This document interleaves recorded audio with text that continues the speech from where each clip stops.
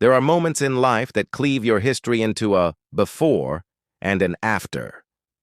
For a man named Arthur, a 68-year-old retired chef from Portland, Oregon, that moment arrived on a rainy Tuesday night in his son's kitchen. The air was thick with the aroma of a beef stew he'd been tending for hours, the same recipe his late wife Eleanor used to make. It was his love language, the only way he knew how to reach his son, Michael, anymore. The kitchen was warm, a stark contrast to the cold drizzle tapping against the window. Arthur had chopped the carrots into perfect coins, browned the chuck roast until it was fork tender, and seasoned it just the way Eleanor had taught him. He wasn't just making dinner. He was weaving a memory, hoping the familiar scent would bridge the growing gap between him and his family. "Sounds good in here, Dad." Michael's voice drifted in from the dining room, but it was thin, distracted. Arthur glanced over to see his son, the CEO of the restaurant chain Arthur had built from the ground up, scrolling through his phone, barely looking at the table Arthur was setting. His wife, Jessica, heavily pregnant with their first child, waddled into the room. 7 months along, her hand rested on her swollen belly. This was Arthur's first grandchild, a thought that usually filled him with joy. Tonight, it felt different. "Is this bread gluten-free, Arthur?" she asked, eyeing the fresh sourdough loaf like it was a problem. No, just regular from the bakery on. I can't have that." She sat down with a heavy sigh, pushing the bread plate away. "Michael, didn't you tell him about my restrictions?"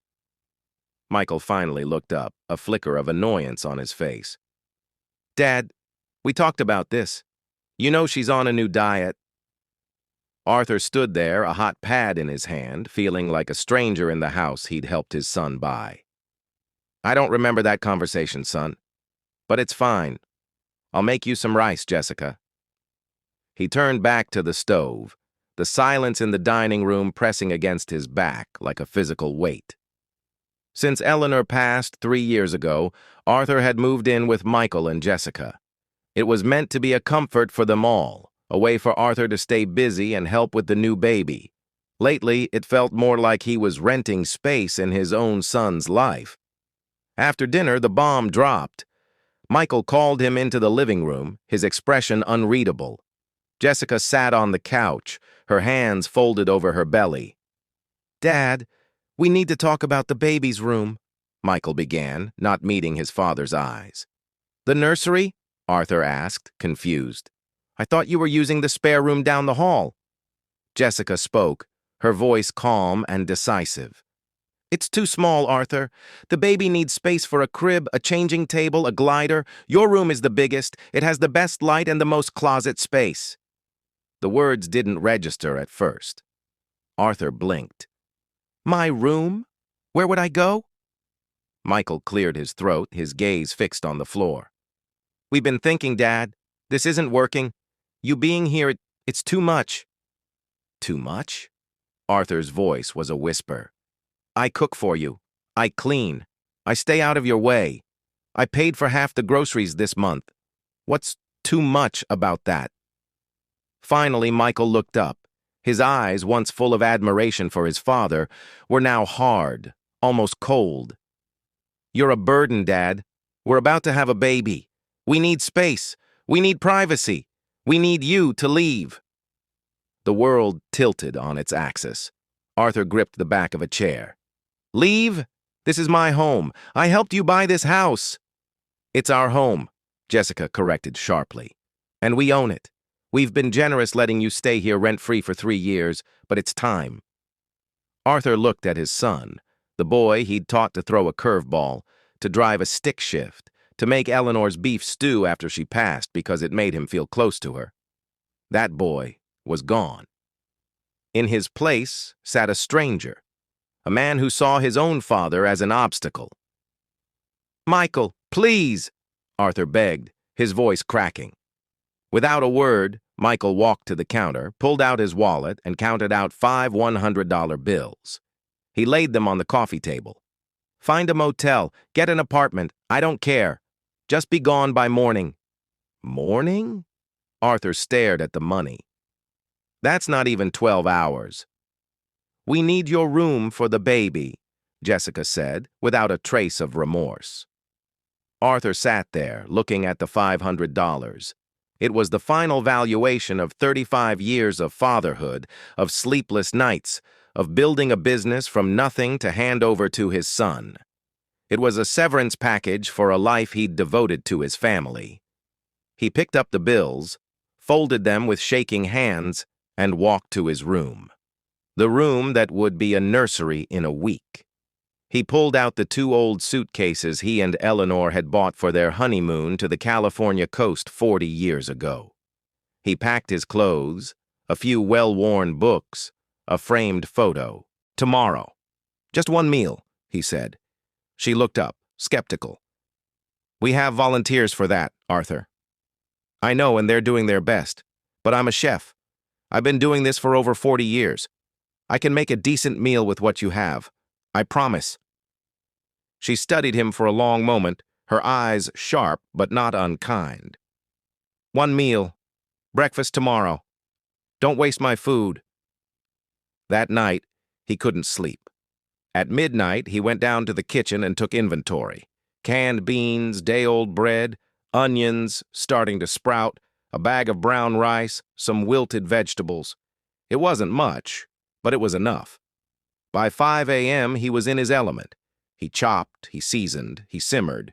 He turned canned beans and rice into a savory, aromatic dish.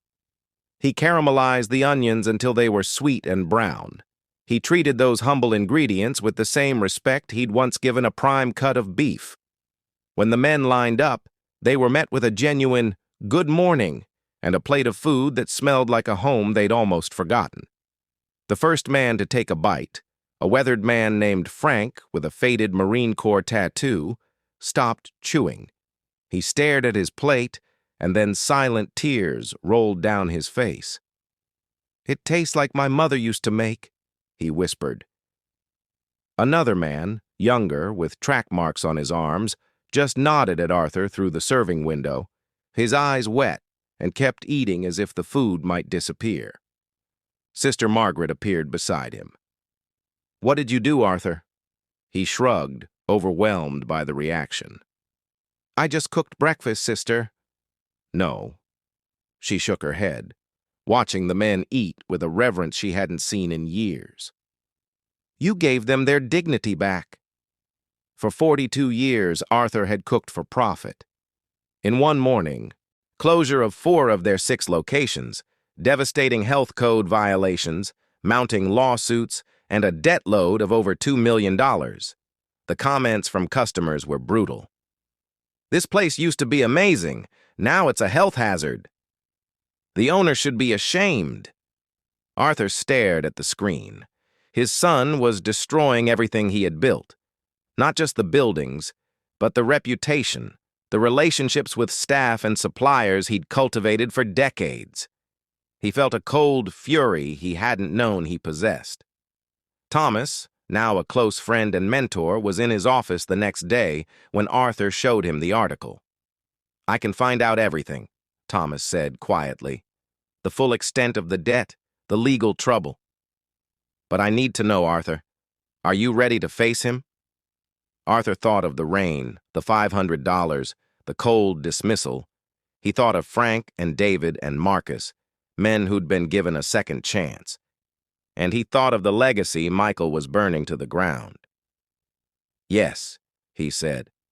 Find out everything. A month later, the information was on the table. $2.3 million in debt. The bank was 90 days from foreclosure on his son's house. The only way to save it would be for someone to buy the debt from the bank. Arthur looked at Thomas. Can we do that? Thomas smiled, a slow, calculating smile. We're about to find out. With the help of learning to dice an onion properly or work a station during a Friday night rush. It was about how he treated people. Arthur would see Michael patiently teaching a new hire from the shelter how to fillet a fish, using the same encouraging words Arthur had once used with him. He saw him stay late to help clean up, not because he was asked, but because it needed to be done. He saw him with the other staff, no longer the boss, but a peer. He joked with Frank, listened to David's stories about building bridges, and quietly helped Marcus when he could see the young man was struggling with his sobriety. Michael was becoming one of them. 6 months into his sentence, a test arrived in the form of an old business associate, a slick developer named Chad, who wanted to poach Michael for a new high-end project. It was a tempting offer. A big salary, a prestigious title, a chance to be in charge again. Arthur watched from across the street as they met in a coffee shop. He saw Chad slide papers across the table. He saw Michael pick them up, read them, and then slowly shake his head. He watched Chad's face turn red with anger as Michael stood up, offered a handshake, and walked away without... "On?" he asked, his voice uncertain. Arthur looked at his son, then at Thomas. He had kept a secret for 35 years, a promise to Eleanor. But the truth, it seemed, had a way of finding its own path. He looked at Michael, a man who had learned the value of hard work, of humility, of love. He was strong enough now. "Michael," Arthur said, his voice rough, "there's something you need to know. About your mother, and about your real father." He told him everything.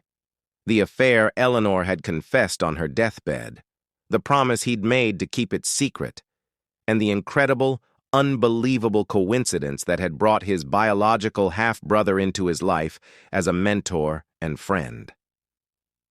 When he finished, the kitchen was silent. Michael stared at Thomas, then back at Arthur. 1,000 emotions flickered across his face. Shock, confusion, a dawning understanding. Then slowly he looked at Arthur, and his eyes were wet, but they were clear. "You knew," he whispered. "You knew I wasn't yours, and you still raised me? You still loved me?" Arthur felt a tear escape down his own cheek. "I was there for your first steps, son. I taught you to ride your bike. I held you when you were scared. I am your father. Biology has nothing to do with it." Michael crossed the kitchen in 2 steps and wrapped his arms around Arthur, holding him tight. He sobbed into his father's shoulder, the way he had when he was a little boy. "Thank you," he choked out. "Thank you for choosing me." Over Michael's shoulder, Arthur met Thomas's eyes. Thomas gave a small, respectful nod. There were no words needed. In the corner, little Ethan babbled happily, oblivious to the seismic shift in his family history. Arthur looked at the 3 generations in his kitchen, the son he had raised, the son he had never known he had, and the grandson who represented a future full of possibility. The $500 goodbye had led to this. A journey through rock bottom had rebuilt him, and in the end, he hadn't just found revenge. He had found restoration. He had found a family, bigger and more complex than he could have ever imagined. And he had proven, beyond any doubt, that a man's value isn't measured by what he owns, but by the love he gives and the lives he touches. He was never a burden. He was, and always had been, a foundation.